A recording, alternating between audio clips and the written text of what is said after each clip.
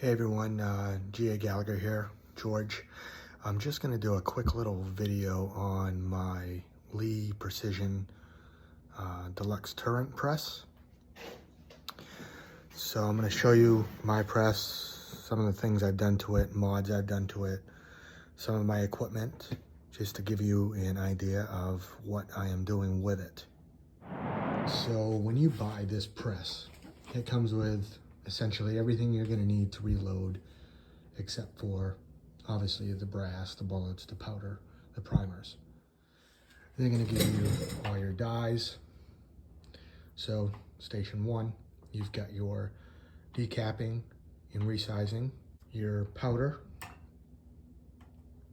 You will need this extra bushing though if you're going to use this setup. So I had to purchase this separately. And then you have your bullet seating die, and then you have your final crimp die used to apply primers. One thing you're going to notice on mine, I have this. I bought this offline. What that does is after you have reached and done your final crimp on the bullet, when it cycles, it will actually kick the bullet off. It will go down this little homemade ramp I made into this little Tupperware dish and catch the bullets. It helps, it's just I don't have to handle the bullets as much, so it does speed up the process a little bit more. This is your primer catch after you've deprimed brass. You can just empty it out, it just goes on the bottom. I have lubed all of this stuff up and it makes everything much smoother.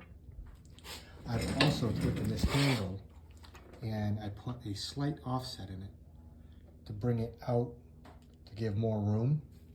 Something else that I've done is here, sometimes the piece for the primer will actually stick. Well, the way to fix that is when this is machined out, it's actually kind of rough on the edges. And I just took a file and lightly filed both sides, and I haven't had an issue since. The stand is a stand I made. I wasn't going to spend what they wanted on one, so I essentially made my own. Works great for what I'm doing. Just some old materials I had, welded them up. Good to go. It's plenty heavy enough, stable, works great. When you buy this kit, it also comes with a reloading book. It's got every reloading recipe there is. I'm mainly reloading 223 or 556, so I have it marked in the book, and based on the type of powder you use, it tells you what your starting grain should be, what to not exceed, your volume, your cc's, etc. I bought some plastic ammo totes, one for dirty brass, one for clean brass. I have a larger one that has finished ammo in it. Some of the brass I'm using, they call it once fired. I don't have any issues with it, works great. I have made bullets, I've shot, I've cleaned, I've reloaded, I've shot again, and repeated this process numerous times. Have had no issues whatsoever. Reloading tools, show you some of the things that come. So you get your Lee resizing lubricant. I don't really use this much, more like a paste. Kind of find it messy and a pain. I purchased this, I like it a lot better. I spray my brass down and just allows it to slip on and off the die very easily without getting stuck. Works great. Various primers, a little scale to verify powders. A pair of calipers. They also give you a large primer loader. Maybe hard to see, but this has my brass cutter and reamer and deburring tool, primer pocket cleaner, all of that. I am going to be going to a motorized setup, which will make things a lot nicer and easier. They give you a large powder drop, a large primer arm.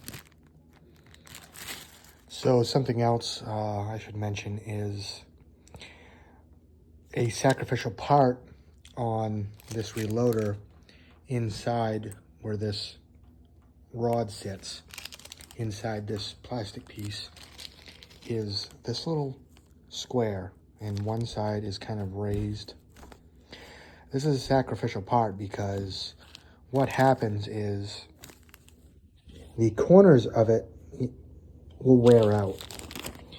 And instead of being nice and square like they are here, they'll actually become kind of round. When that happens, when you're cycling,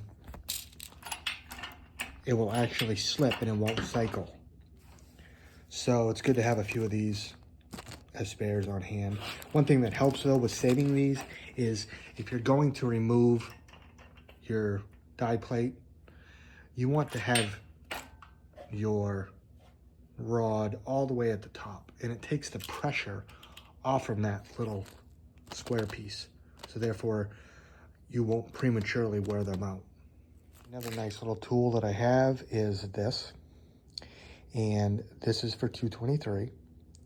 So this is a chamber gauge, and so what this does is you'll put your finished bullet in it, and I'll show you. So this needs to be flush. You don't want this raised. It means your primer's not seated properly. And on this end, you can see that that bullet is just about to the tip. It's not above the edge. That's your max length. Any longer than that, the gun's not gonna, it's not gonna fit in the clip, it's not gonna load right, etc. So this is a gauge to check that. There is one other mod that I plan on doing. It's from a company called Double Alpha. So what will happen is in here will be the Double Alpha die along with 6 tubes that you fill with bullets to allow them to automatically feed onto the brass in that station. The last station would be a seating die and a final crimp die all in one. So that would save me from, having to physically put the bullet onto the brass. So once again, I'm going to limit my handling of the materials. So theoretically, it should speed things up. The only thing I would be handling would be the initial piece of brass that I'm setting on to start the process. So what I'm going to do now is I'm going to run a couple pieces of brass through the whole cycle to show you what that process looks like.